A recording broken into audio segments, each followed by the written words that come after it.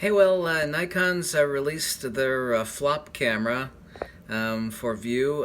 Here in 5 days from now will be Photography World Armageddon, so to say. I know Sony's about to release their new full-frame mirrorless, but on September the 5th, or depending on which time zone you live in, September the 6th, both Canon and Fujifilm will release their new mirrorless cameras, and I think everybody's going to sit with clenched sphincters excuse me, for the announcements of the Fujifilm X-T3, which, according to Fuji rumors, is the exact same body style as the X-T2. I had heard that there are two different button changes on the X-T3, so the X-T3 is going to look exactly like the X-T2, except with a couple different button changes, so essentially the same camera. What Canon rolls out, nobody knows yet, but they've said they were going to do it on September the 5th. So we've got 5 days to Photography World Armageddon. Considering the fact that the X-T2 is absolutely a legendary camera, and the X-T3 should undeniably, whether you like Fuji or not, should be the X-T2 on steroids. It should be an absolutely incredible camera. I know quite a few features within the X-T3. It does not have IBIS. You can't add IBIS. A lot of people have asked me whether the X-T3 is going to have IBIS, and that's not possible. Why? Because you can't keep the form factor of the X-T2 the same.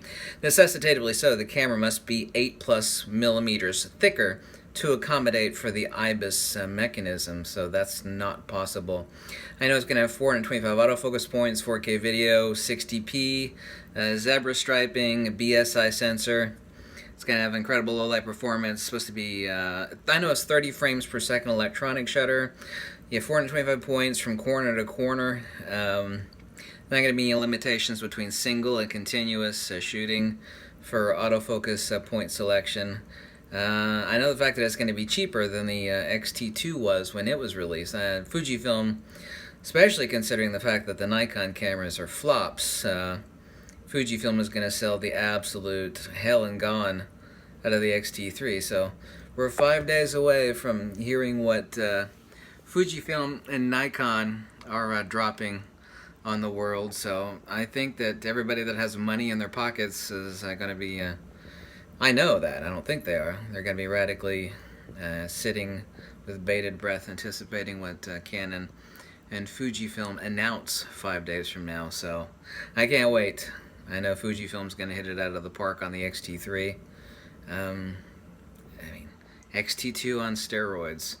The only thing I actually complained about the X-T2 was very low light performance.